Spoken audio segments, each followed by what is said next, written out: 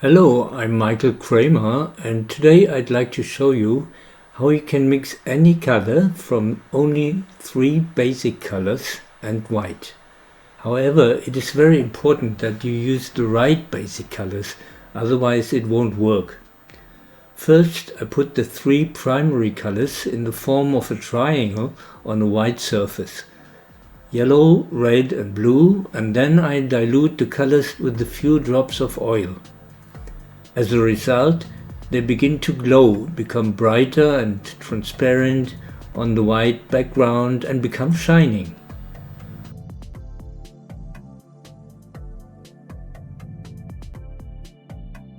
And with this kind of red, you might be surprised. If I put a drop of oil on it and rub it in, it turns more towards pink. But that's the real basic red, and the color printers recognized this much earlier than the artists did and used magenta for red, because with this red you can not only create orange but also mix violet very well. It took the artists a little longer to realize this. And now I rub the blue with a little oil and then it starts to shine on the white background. It has a slight turquoise cast, and the printers have always used cyan as the basic blue, which also has a slight turquoise cast. By the way, you can clean your fingers very easily with a drop of oil. Just drip a little on it and wipe it off. So now I put the mixtures between the 2 neighboring colors. I put 2 blobs of yellow between red and yellow because I want to show 2 different mixtures. Now first of all I take a little bit of red. I use the handle of the brush. It can be wiped off easily. A very small amount of red into the yellow turns the yellow into orange. You shouldn't mix it half and half, but take only very little of the dark color and use a lot of the light color to get a medium tone. The darker colors dye much stronger. Always wipe the brush when mixing so that there is no remaining colors on it. If I add a little more of the red, almost half and half, then the result, surprisingly enough, is this tomato red, which we normally know as the classic red, for example cadmium red. So as you see, this is actually not a basic red, but it is already a mixture of red and yellow.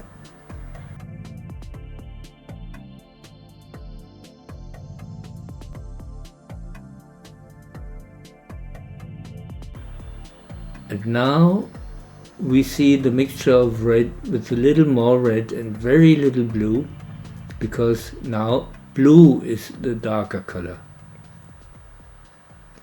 In the beginning a very dark color is created now, which almost looks like black, but if I add some more oil to it, you will see that it is a radiant purple.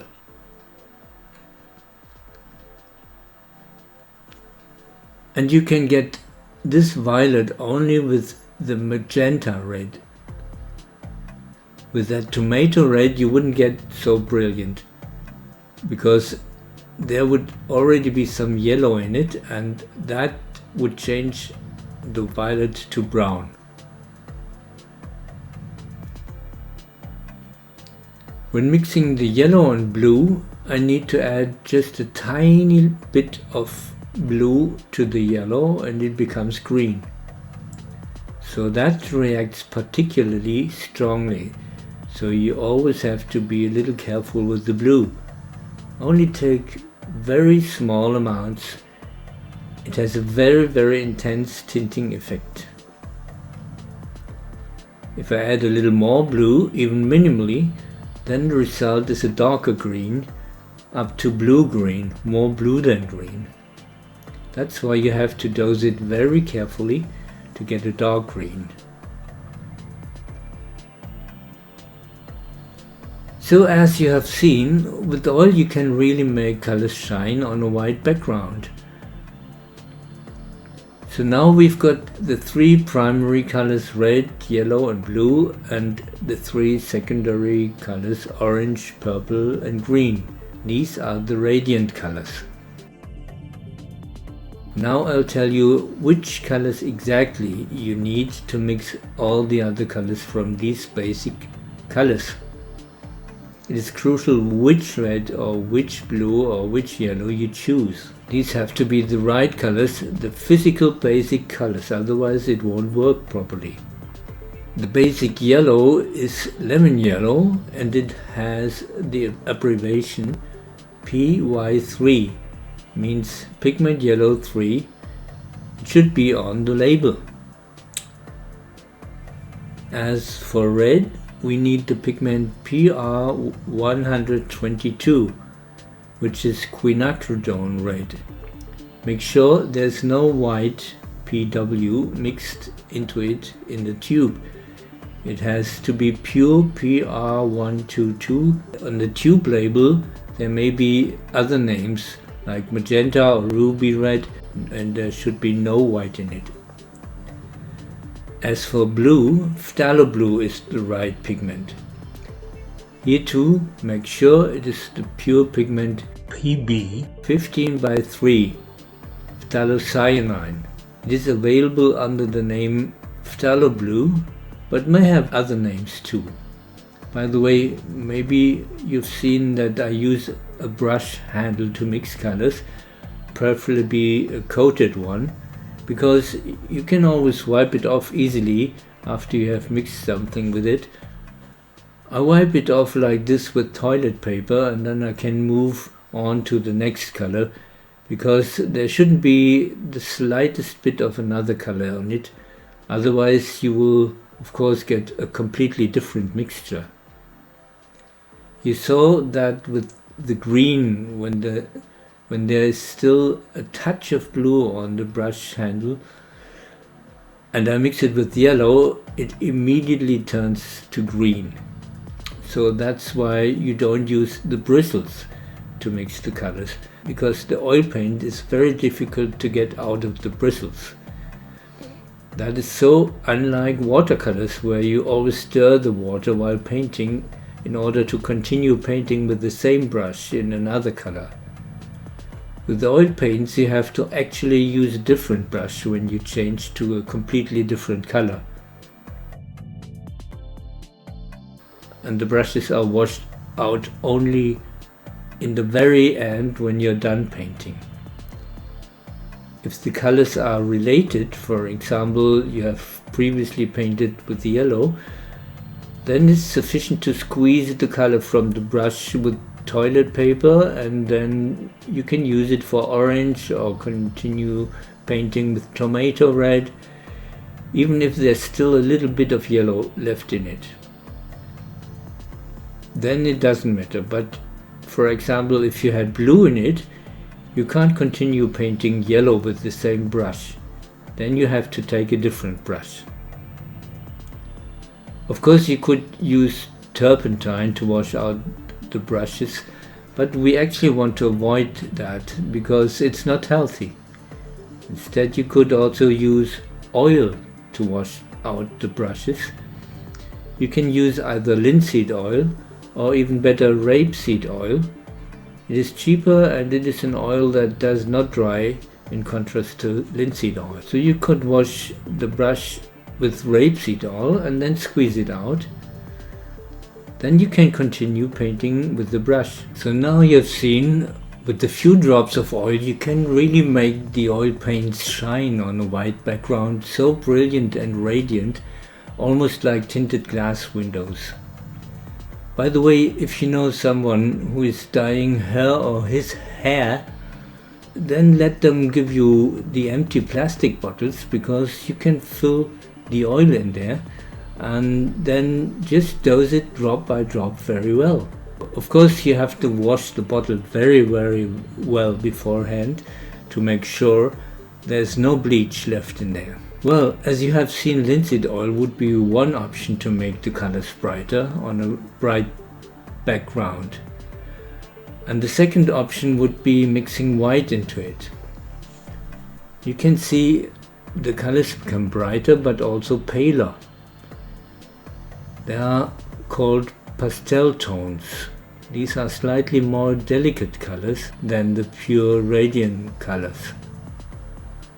And you can see now a bright light yellow, pastel orange, pink, violet becomes a lilac tone, sky blue, and green creates a mint green, you would probably call it, that is a light turquoise green.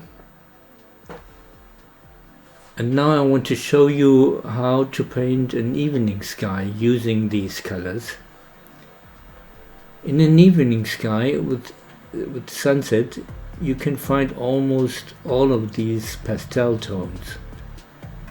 I'm going to start at the top with the yellow and then go clockwise through the colors on the palette. Here to the right and left of the sun, I put this pastel orange tone and then a rosé.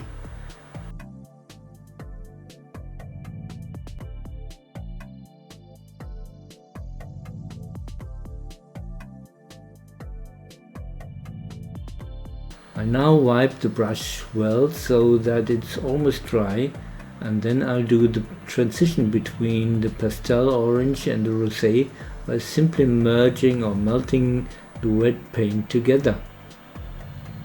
The paint stays wet for long, at least on a not very absorbent surface.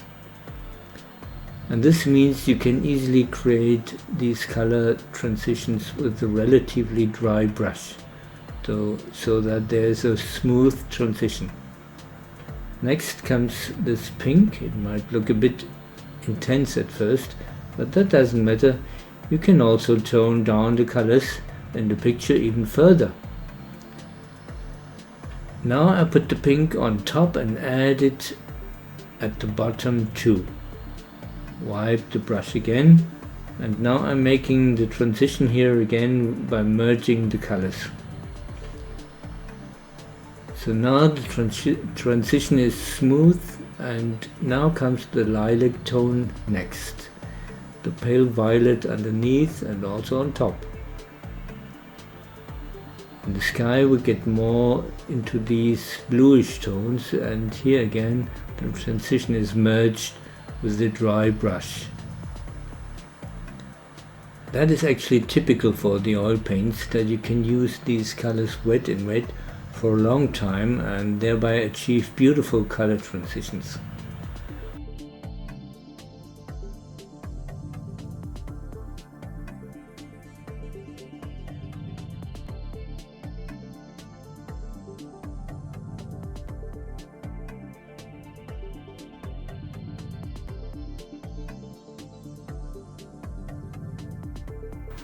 And now we still have got the blue. I'll also add a little on top.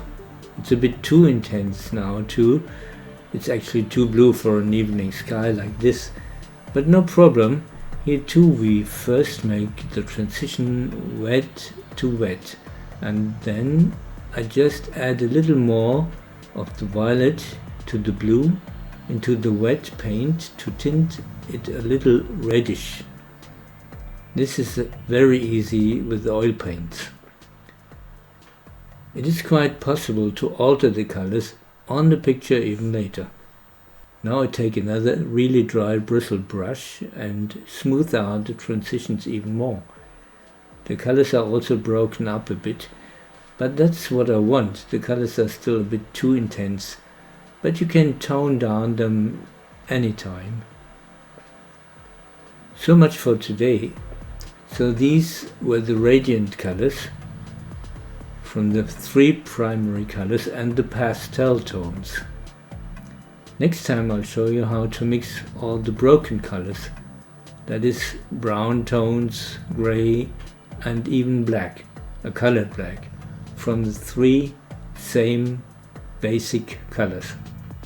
I would be happy if you watch it again. Until then, bye.